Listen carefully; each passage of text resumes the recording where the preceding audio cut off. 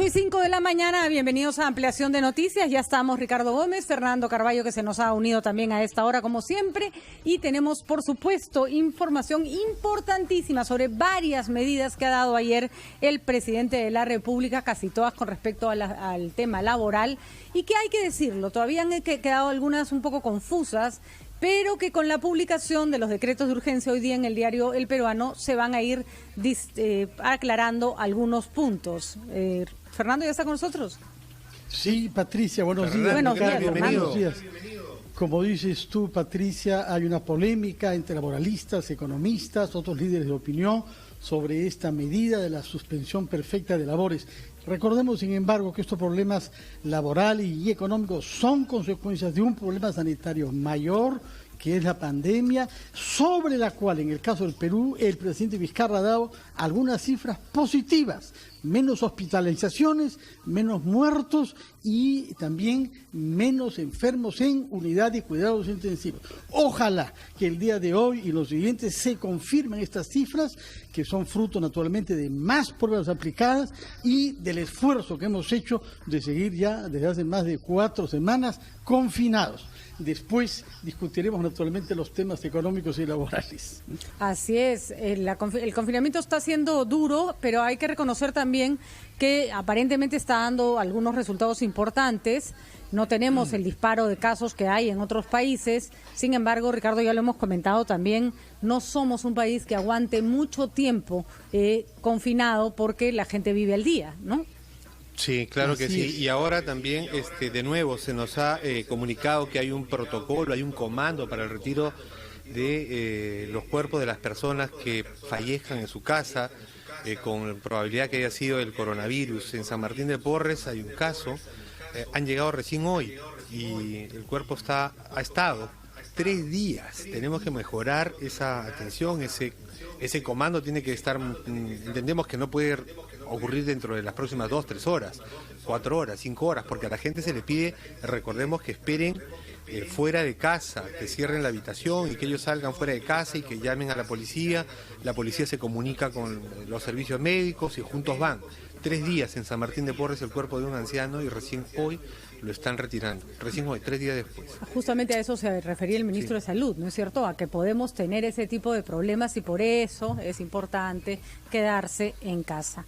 Pero vamos a ver todas las consecuencias de las medidas referidas al tema laboral. Está con nosotros el abogado laboralista Jorge Toyama, muy reconocido en el ámbito, y nos va a ayudar a entender cada una de estas medidas. Ya hemos ido adelantando, pero hay que repetirlo, qué cosa es la suspensión perfecta que conocemos, es la última medida o una de las últimas medidas a las que debe aplicar una empresa, y cuáles son las formas de amortiguamiento que tienen los empleados para poder sobrevivir en caso disminuyan sus ingresos o se queden temporalmente sin ellos. ¿Cómo está, doctor Toyama? Gracias por estar con nosotros. ¿Qué tal? Muy buenos días, Patricia. Buen día.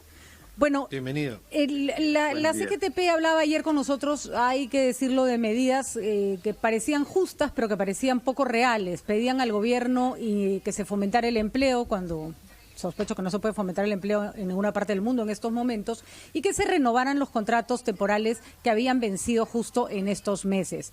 No ha ido por ahí ninguna de las medidas del gobierno, sino más bien por tratar de mantener las empresas a flote. ¿Queda claro, señor Toyama, que esto es para proteger las fuentes de trabajo o persiste en la población la idea de que es para proteger las empresas? ¿Cómo hacemos entender este concepto? Bueno, como tú bien has dicho, es un tema muy singular, es inédito lo que está pasando en todo el mundo. Lo que ha hecho el Estado son como que 2 grandes medidas, ¿no? La primera es decirle a las empresas: paguen los sueldos a los trabajadores, pese a que acá hay un caso fortuito, algo externo, una fuerza mayor, tienen que pagar los sueldos a los trabajadores que no pueden laborar, ¿no? Porque hay trabajadores que están laborando, ¿no? En los mercados, en los bancos, en farmacias, y hay trabajadores que están laborando desde sus casas. Pero se calcula que el 80% de trabajadores, en algunos casos 85% de los casos de trabajadores, no están trabajando, ¿no? Por la inmovilización social. Entonces, este grupo de trabajadores, durante este tiempo, desde que pensó en marzo hasta ahora, pues la disposición del Estado era páguenle los sueldos, ¿no? Una licencia con goce de haber recuperable, ¿no? Pese a que la empresa no ha tenido ingresos, porque las empresas están cerradas, ¿no? Entonces estas empresas no han tenido ingresos, no han laborado, ¿no? Ha estado cerrada la fábrica, cerrada la tienda, el supermercado, el mall, entonces no ha tenido ingresos, pero ha tenido que pagar este tiempo los sueldos. Ahora ya el Estado le está diciendo, bueno, ya pagó un tiempo, ahora le doy la posibilidad de dar una suspensión de labores. Y esa suspensión de labores, ¿qué supone? Supone que el trabajador no recibe su sueldo, ¿no? No recibe su sueldo, y tampoco labora. Le han dado autorización hasta el 9 de julio a aquellas empresas que han sido impactadas por esta crisis, ¿no? Piense usted, por ejemplo, en un teatro, en un cine, en un restaurante, ¿no? En una agencia de viajes, ¿no? ¿Cómo puede, digamos, operar, ¿no? Se va a... Ojalá que la cuarentena se levante el 26, ¿no? Progresivamente, pero el propio presidente ha dicho, como debe ser, ¿no? Que van a ser los últimos centros de trabajo en abrirse. Entonces todavía estas empresas no van a operar en abril ni en mayo, tal vez en junio, ¿no? Entonces, para estas empresas que han sido impactadas por yo les llamo empresas donde hay una catástrofe en esto, pues está esta medida de suspensión de labores, ¿no? Y el Estado, si me permite, ¿qué ha dado a los trabajadores a cambio, no? Como está ocurriendo, dicho sea paso, en Brasil, en Chile, en Colombia, ¿no? En Europa, acá se busca proteger el empleo. O sea, ¿qué significa eso? Que la empresa no se vea en la obligación económica de cesar. Entonces, para ello está la suspensión de labores. Antes había suspensión con pago de sueldos, ahora es suspensión sin pago de sueldos. Pero, ¿qué está ofreciendo el Estado de manera extraordinaria? La primera es retirar la CTS. Todos los trabajadores que tengan CTS en el banco pueden retirar un sueldo al mes, ¿no? Entonces, si son 3 meses de suspensión, pueden retirar 3 sueldos de CTS, ¿ok? Imagínense, entonces, en abril por retirar un sueldo, en mayo, en junio, retirar un sueldo de CTS. Pero, doctor Toyama, eso es, hay que precisarlo, dinero de los trabajadores, eso no es ninguna subvención, ni un sueldo que esté aportando el empleador, ese dinero del trabajador. Así es, así como el retiro parcial de sus AFPs. De las AFPs también, el dinero del trabajador. La CTS es un pago que realiza la empresa al banco, ¿ok? Es un seguro de desempleo. Debería servir para el desempleo, pero ahora, ahora está sirviendo para este proceso de suspensión de labores, ¿no? Los que no tengan CTS, que normalmente son las microempresas, el Estado les va a dar 760 soles mensuales, ¿no? Que son los trabajadores de bajos recursos que laboran en microempresas. Ahí habría un pago mensual de 760 soles, ¿no? Una prestación económica de protección social para microempresas, que son la mayoría de trabajadores. Más del 60% del formal que está suspendido está bajo este régimen, y recibiría del Estado todos los meses, durante cada mes, 760 soles. Ahora, dos preguntas ahí, señor Toyama, importantes. ¿Cuánto puede sostenerse? Porque 3 meses sí, es un horizonte importante para quien se va a quedar sin trabajo, pero las proyecciones a nivel internacional no nos cuentan que en 3 meses va a mejorar la economía sustancialmente. ¿Cuánto puede sostener el gobierno, por ejemplo, una medida como esta de aportar 760 soles? Es verdad que tenemos espaldas fiscales, pero no somos, pues, de los países más ricos del mundo. ¿Hasta dónde el gobierno va a poder acompañar a las empresas y los trabajadores en este esfuerzo por sostenerlos? Es una pregunta muy importante y difícil de responder, ¿no? Pero trataré de hacerlo. A ver. Estamos ante una coyuntura, ¿no? Una coyuntura difícil, singular nuevamente. Entonces, yo creo que en estos 3 meses esperamos, ¿no? Que más de la mitad de los trabajadores, se estima que hay casi 1 millón de trabajadores impactados con esta situación, ¿no? No es que van a ir 1 millón de trabajadores a la suspensión, ¿no? Simplemente impactados. Si quiere decir impactados, quiere decir de que es un vendedor, entonces no ha recibido comisiones, tiene sueldo, pero no tiene comisión, ¿no? O un trabajador de restaurante que desafortunadamente no va a poder trabajar desde que se levante la cuarentena. Entonces, va a haber 2 grupos de trabajadores o de empresas. Aquellas empresas donde se espera estos 3 meses sean el suficiente oxígeno para que puedan trabajar, un oxígeno, un alivio, una pausa, ¿no? Para que puedan trabajar y recuperarse, ¿no? se estima que más de la mitad estaría ahí, pero hay otro grupo, ¿no? Por ejemplo, imagínense usted un gimnasio. ¿Cuándo usted va a ir a un gimnasio? ¿No? La próxima vez. No, además van a estar cerrados casi por ley, ¿no? No, claro, pero ¿cuándo? Y si se abre, ¿cuándo usted se atrevería a ir a un gimnasio? De ninguna manera, pues correrás por tu calle a lo mucho.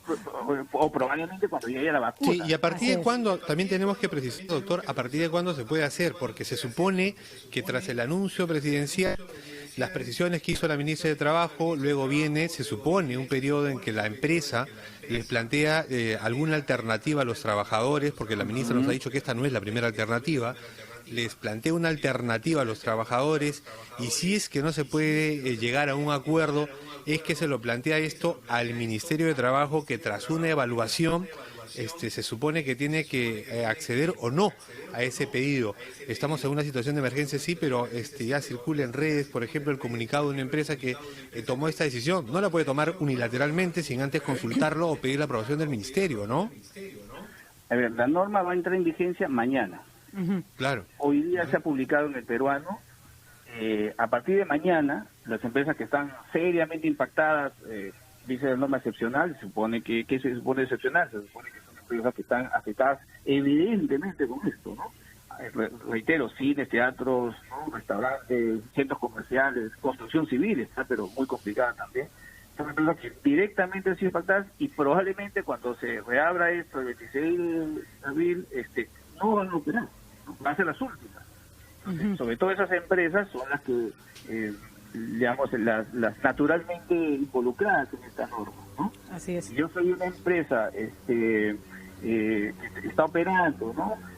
Ha suspendido, pero el 26 va a retomar labores, la mayoría va a trabajar, el 80, el 90% va a poder pasar en sus casas o algunos en la empresa, esa empresa no debería irse a suspensión, ¿no? Esta norma está pensada, como dice, excepcionalmente para aquellas que han sido afectadas, impactadas directamente, notoriamente por la norma, ¿no? Que no se puede negar, ¿no? Como que hay tres tipos de empresas, fíjese, ¿no? Las empresas que están trabajando casi normal, empresas de alimentos, empresas de farmacias, donde el principal reto para esas empresas, ¿sabe cuál es? Es lograr que el trabajador no tenga miedo a trabajar. Así es. Por el contagio. Así es. ¿No? Sí. Ese es el reto de esas empresas, ¿no? Que un banco logre que sus trabajadores laboren con tranquilidad y en un ambiente higiénico y no sean contagiados. Ese es un primer grupo.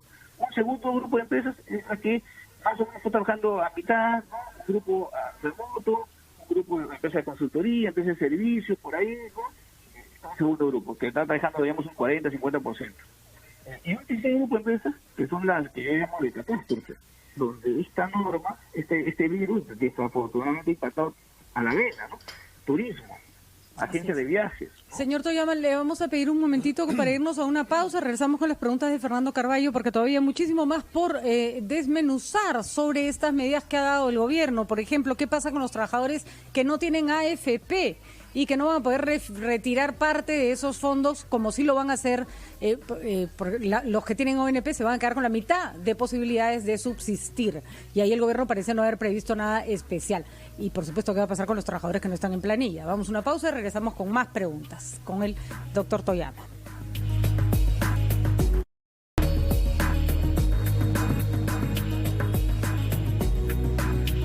Seguimos conversando con el abogado laboralista Jorge Toyama para entender las medidas que ha planteado el gobierno ayer en términos de la relación entre los trabajadores y las empresas. El turno de las preguntas de Fernando Carballo.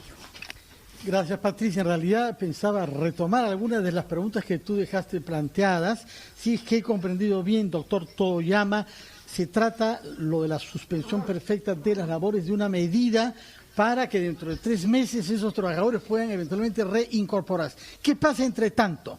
Se les penaliza obligándolos a que vivan de los ahorros que habían venido haciendo para sus jubilaciones, pese a que el gobierno ha dicho que quienes pierden el trabajo por el coronavirus no son responsables de haberlo perdido.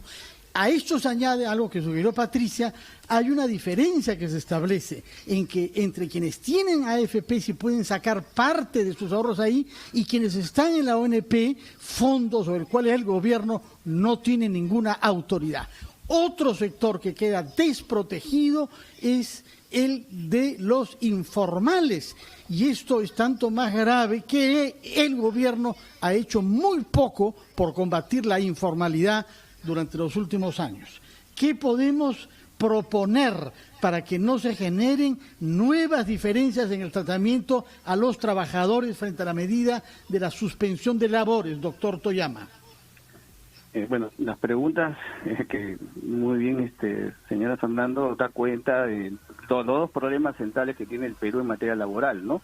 La informalidad laboral, 70% de informalidad histórica. Entonces esta medida en principio solo beneficiaría, entre comillas, o permitiría aliviar esta crisis al 30%. Y en segundo lugar, el sistema de pensiones diferenciado, que hace años requiere una reforma previsional general, ¿no? Pero bueno, yendo a lo que preguntas, el trabajador de la ONP, el que está afiliado a la ONP, que es más o menos el 25 o 28% de la población laboral formal. Es decir, que de cada 4 trabajadores en planillas, 1 está en la ONP y 3 más o menos están en la FP, más o menos. Entonces, ese que está en la ONP ya sufrió un problema, ¿no? Porque este mes de abril, dice el gobierno, no va a haber descuento de AFP, pero solo de AFP, ¿no? Y no de ONP, ¿no? Entonces el trabajador de la ONP que está en planillas hoy día le van a descontar su 13% y el de AFP no. El gobierno no podía hacer nada como ejecutivo porque como es una materia tributaria requiere del Congreso, ¿no? Los decretos de urgencia no pueden ver temas de ONP ni de salud ni de impuesto a la renta, es un tema legal, lamentablemente. Pero ¿por qué sí en el caso de las AFP, señor Toyama? Porque si se está... Porque en estricto la AFP no es un impuesto, en estricto, porque quien recauda es un privado. De acuerdo. ¿No? Es un tema legal, es una pena, ¿no? Pero es así, es una pena. Aquí lo que debe hacer el Congreso es emitir una norma o dar autorización al Ejecutivo para que emita un decreto de urgencia y diga una norma para ONPs. De acuerdo. Ahora, doctor Toyama, hay una enorme cantidad de trabajadores del Estado que bajo esta figura de locadores de servicio, es decir, se supone que son trabajadores temporales nada más, tienen años, pero los tienen bajo esa modalidad, ellos todavía no han sido comprendidos en ninguna norma y se están quedando sin trabajo también. ¿Qué se podría hacer para ellos? Es casi como el informal, ¿no? Es lo que se llama... Pero son locadores de servicio del Estado, sí. Imagínate. No, sin duda. Es informal en relación a que no tiene derechos laborales, ¿no? Como si fuera informal, ¿no? Pero sí paga impuestos, ojo. Todo paga son impuestos, cientos de miles, Es la peor de las combinaciones, digamos, ¿no es cierto? Cumple con sus... Le retienen el impuesto a la renta de quinta categoría, pero no tiene derechos laborales. Así es. ¿No? Se estima que hay como 300.000 personas en el Estado que están bajo ese régimen que tú bien mencionas, ¿no? Ese también es otro bolsón de desprotección, ¿no? Un bolsón de desprotección son los informales, que ya perdieron el empleo, ojo, El solo hecho de la crisis hizo que, según los estudios que hay, cerca del 25% de trabajadores perdió el empleo el día que se empezó la cuarentena, porque era informal. El trabajador del Estado, que está bajo locación de servicio, bajo lo que se llama CAS, Contrato de Administración de Servicios, ¿no? CAS, Contrato Administrativo de Servicios, casi no tiene derechos laborales, digamos, unas vacaciones por ahí. Esas personas también, ahora, si es el Estado sigue pagando, pues si venció su contrato, y acá hay todo un problema, ¿no? Que se estima que hay cerca de 200.000 personas que su contrato ha vencido en plena cuarentena, ¿no? Ya sea de locación de servicios o contrato a plazo fijo de trabajo del sector privado. Ahí lo único que queda es cobrar la AFP si tiene AFP, ¿no? Que está quemando su futuro, ¿no? O CTS si tienen, pero en este caso de informal o el CAS no tienen nada, ¿no? Decía, por ejemplo, la CGTP pedía la renovación inmediata de los contratos hasta diciembre. O sea, en algunas empresas tal vez se pueda, pero en otras no.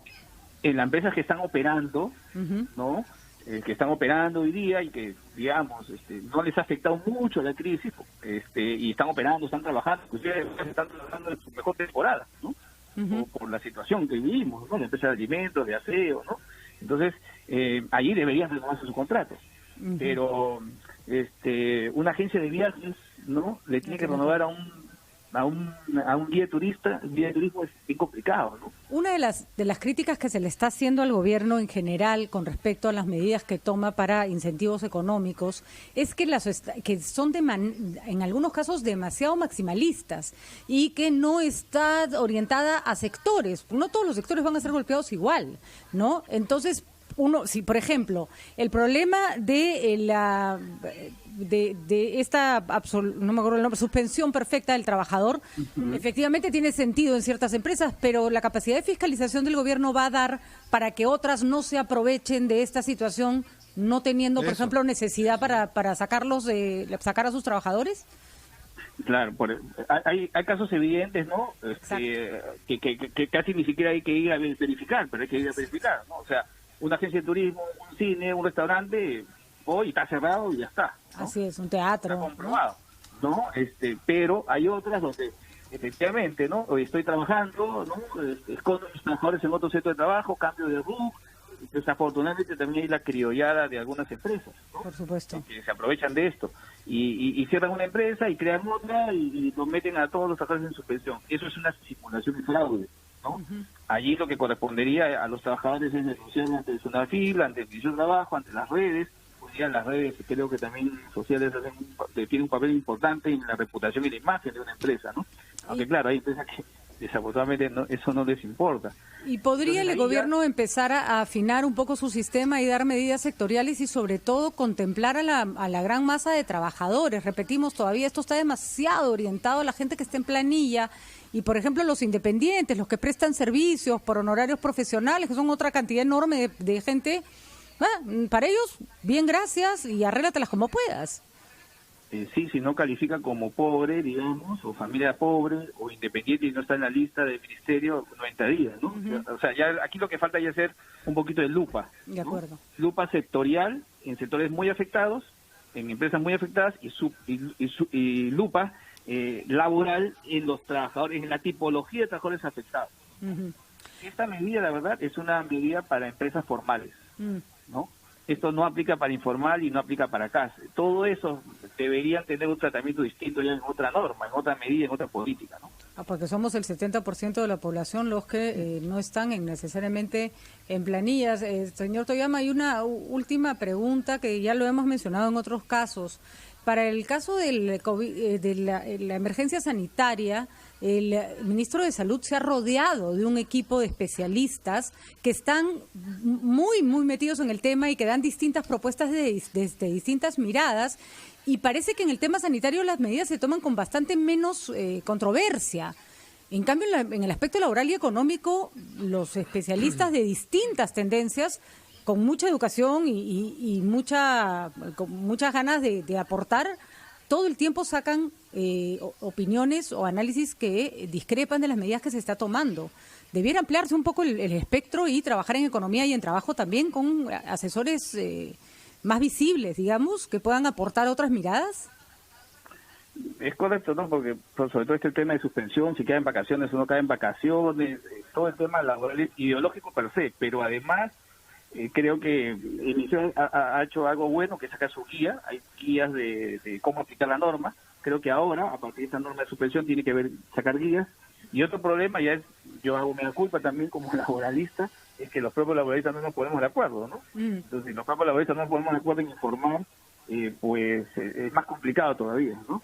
Bueno, me imagino que en el grupo de médicos tampoco se pondrán todos de acuerdo, pero al final habrá un consenso escuchando todas las opiniones. En todo caso, valoramos muchísimo su análisis, doctor Toyama, porque justamente esto es lo que nos ayuda a ver si el gobierno está actuando de manera apropiada o está tomando las medidas más importantes. Repito, hay un grupo enorme de trabajadores, la mayoría del Perú, que todavía está desprotegido. Muchísimas gracias, doctor Toyama, por estar con nosotros esta mañana. Encantado, buenos días. Vamos a una pausa, regresamos.